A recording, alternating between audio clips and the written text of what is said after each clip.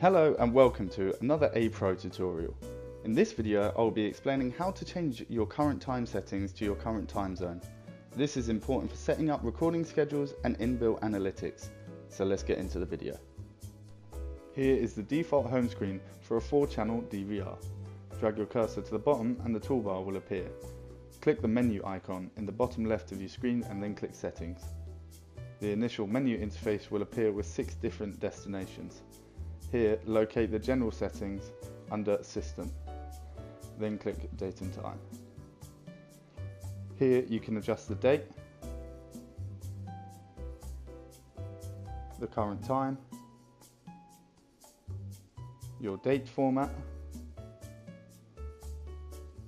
24-hour or 12-hour clock, and finally your time zone.